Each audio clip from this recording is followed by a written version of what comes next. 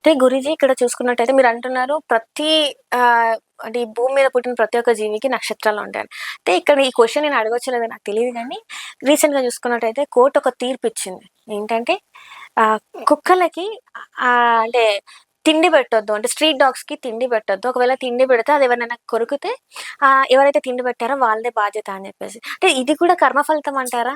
అంతే గదండీ! ఇప్పుడు కుక్క ద్వారా మీరు కరిపించుకోవాలి అనుకుంటే, హ్మ్. అందరికి కరవట్లేదు కదా! హ్మ్. ఎవరికో కొంతమందికి కరుస్తుంది. హ్మ్. కుక్కలు, కేతువు.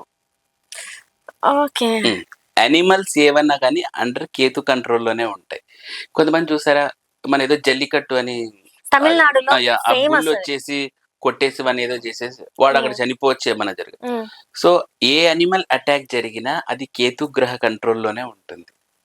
హ్మ్. హ్మ్. హ్మ్. అర్థమవుతది. ఏ యానిమల్ అయినా పిల్లి రక్కినా అది కేతుగ్రహం. ఆ రోజు మీ జాతకంలో దశ, అంతర్దశల్లో ఎక్కడో కేతు చెడాడు అంటే మీకు యానిమల్ చేత అటాక్ తప్పదు. హ్మ్. ఈవెన్ నేనొకసారి ఒకరికి మా ఫ్రెండ్ అతనికి ఏదో జాతకం చెప్పంటే జాతకం చూసాను.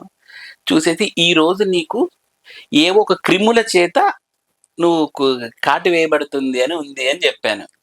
అంటే నేనన్నాను క్రిములంటే ఏంటంటే, క్రిములంటే ఏదైనా వైరస్సో, లేదంటే తేలో, పామో ఏదో ఒకటి. ఇన్ని జీవాలైతే ఎందుకంటే కేతువు ఉన్నాడు గదా! ఓకే. అనిమల్స్‌కి అధిపతి కదా! అని జెప్పాను. సరే అని జెప్పి నేను చెప్పాను. వాడు సరదాగా నవ్వాడు. ఖచ్చితంగా అంటే 2 అవర్స్‌కి వాడెక్కడో ఫారెస్ట్ ఎక్కడో వెళ్ళాడనమాట. తేనెటీగలుంటాయి గదా! ఎక్కడో వీడు గెలికాడు.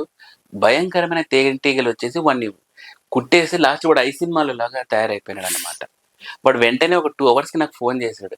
"నువ్వు ఏ నోటితో అన్నావో అవి తేనెటీగలన్నీ కుట్టాయి" అంటే నేనే ఆశ్చర్యపోయినాను. అంటే కేతువు ఎప్పుడైనా అంతర్దశల్లో వచ్చినప్పుడు మీకు సరిగ్గా కేతుగ్రహ పొజిషన్ లేకపోతే మీరు డాగ్ చేతన అటాక్ చేయబడతారు. ఏదో ఒక అనిమల్ బేస్ థింగ్ తోటి మీరు హ్మ్. అటాక్ అంటే చేయబడతారు. ఇప్పుడు దీని వల్ల ఇంకొక పర్సన్ ఇప్పుడు ఇంకొకరు గూడా ఎఫెక్ట్ అవుతున్నారు.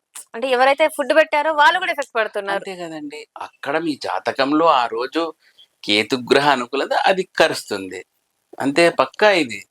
దీంట్లో డౌటే సో లేదు. అంటే ఎందుకంటే బీయింగ్ ఎన్ ఆస్ట్రాలజర్ హ్మ్. నేను జ్యోతిష్యం యాంగిల్‌లోనే చెప్పాలి ఇవన్నీ. జ్యోతిష్యం హ్మ్. యాంగిల్‌లోనే చూడాలి. హ్మ్. హ్మ్. సో, అలా. చాలా వరకేంటంటే ఇంట్లో పెట్స్‌ని పెంచుకుంటూ ఉంటాం. బర్డ్స్‌ని పెంచుకుంటాం. అంటే పెట్స్ అంటే అన్నీ వస్తూ హ్మ్. ఉంటాయి. సో, ఏది అయినా కూడా పెంచుకునేది కూడా మరి అది కూడా మన కర్మ ఫలితం అంటారా? అంతే గదండీ! మీరు పోయిన జన్మలో ఎక్కడో బాకీ ఉంటారు. హ్మ్. దానిని ఈ జన్మలో కొంచెం సరి జేసేసి అవి తనువు చాలిస్తాయి. అంతే ఓహ్! మీరు ప్యారట్ పెంచుకోవచ్చు, స్పారోస్ పెంచుకోవచ్చు, కుక్క పెంచుకోవచ్చు, ఏమన్నా పెంచుకోవచ్చు. దానిలోకి ఎంతవరకు రుణముందో అంతవరకు అవి తీర్చుకొని మీ తిండి తిని ఇదైపోతాయి.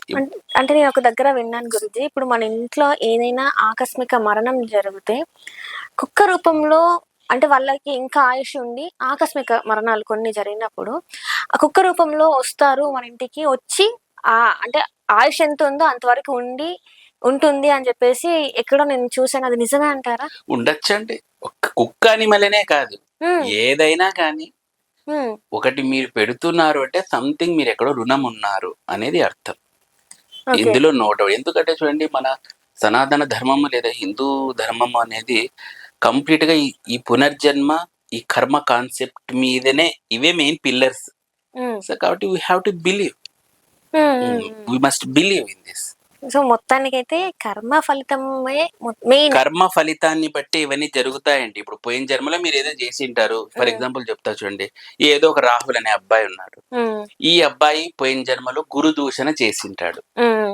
ఇప్పుడు చూడండి మనకు సినిమాల్లో కామెడీగా చూపిస్తుంటారు లెక్చరర్స్‌ని.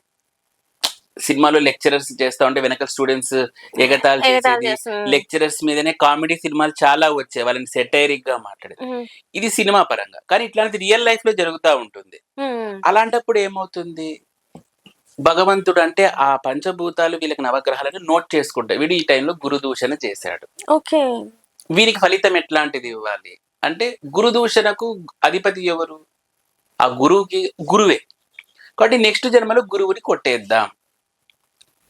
కాబట్టి నెక్స్ట్ జన్మలో ఏమైతది? గురువు నీచమ పడతాడు. గురువు గ్రహం సరిగ్గా ఉండకపోవడము, ఇలాన్నీ జరుగుతాయి. ఎప్పుడైతే ఇలాంటివి జరుగుతాయో వానికి పెళ్లి గాదు. కొన్నిసార్లు వాడికి మాట సరిగ్గా రాదు. ఇదంతా ఎందుకంటే పోయిన జన్మలో గురు దూషణ చేశావు గదా! కాబట్టి గురువు ఏమే ఫీల్డ్స్‌కి అధిపతి? పెళ్లిళ్ళకి అధిపతి, శుభకార్యాలకు అధిపతి, మంచి జ్ఞానానికి అధిపతి. ఇవన్నీ నీకు లెస్ అవుతాయి ఈ జన్మలో. మనం అనుకుంటాం నేను ఎందుకు ఏం పాపం చేశాను రా, పోయిన జన్మలో ఇది చేశాను, అది నీకు తెలియదు.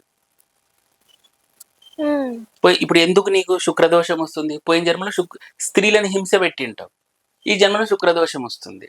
ఇదే కాన్సెప్ట్ మహిళలకు కూడా, అంటే ఆడవారికి కూడా సేమ్ అండి. పురుషులనే కాదు, మహిళలకు కూడా ఇంతే. మహిళలకు కొంతమంది భర్తలు సరిగ్గా ఉండరు. ఎందుకు? పోయిన జన్మలో నువ్వు భర్తల్ని ఏదో ఒక రూపంలో హింస పెట్టింటావు. లేదంటే కొంతమంది చూసారా, భార్య భర్తల మీద గొడవలు పెడతా ఉంటారు. సో ఇట్లాంటి వాళ్ళకందరికి ఇట్లాంటివి లభిస్తాయి అన్నమాట.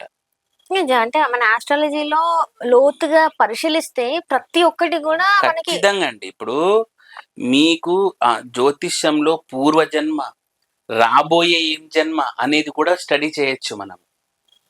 పంచమ స్థానాన్ని బట్టి నీకు రాబోయే జన్మలు ఏ విధంగా ఉంటాయని చెప్పొచ్చు. నవమ స్థానాన్ని బట్టి నీ యొక్క పూర్వజన్మ కూడా మనం చెప్పొచ్చు, ఏమై ఉండొచ్చు అనేది కూడా చెప్పొచ్చు. ఇప్పుడు ఫర్ ఎగ్జాంపుల్ నవమ స్థానంలో కుజుడు ఉన్నాడు. ఈ జాతకుడు పోయిన జన్మలో, అంటే స్త్రీయా పురుషుడా పక్కన పెట్టేస్తే, ఒక విప్లవవాది, యాంగ్రీ పర్సన్, ఒక సోల్జర్ లాగా, ఒక వీరుడు లాగా పుట్టి ఉండే అవకాశాలు ఉంటాయి. ఒకవేళ ఫర్ ఎగ్జాంపుల్ నవమాధిపతి గురువు అయ్యాడు, పోయిన జన్మలో వీళ్ళు ఒక గురు స్థానంలో ఉండి మంచి వేద పారాయణం చేసు, లేదంటే ఏదో తనకు తోచినగా ఒక సాంప్రదాయవాది అయ్యి ఆర్థోడాక్స్ ఫ్యామిలీలో ఉండేవాడు అయి ఉంటాడు. సో ఇలా ప్రతి గ్రహానికి సంబంధించి చెప్పచ్చు. శని ఉంటాడు నవమ స్థానంలో, పితృదోష కారకత్వం అయితే నువ్వు పోయిన జన్మలో విపరీతమైన పని చేసి ఉంటావు నువ్వు. ఇంకా పని పని పని గాడి చాకరీ అంటాం కదా, ఇలా చేసి ఉంటావు. ఇలా మనం చెప్పచ్చు. అంటే శ్రమకి కారణం శని అంటారు. శని ఈజ్ ఈక్వల్ టు పని. ఇప్పుడు మనమంతా వర్క్ చేసుకుంటాం, మన యొక్క శనిగ్రహ అనుకూలతను బట్టి మనకు వర్క్స్ దొరుకుతాయి.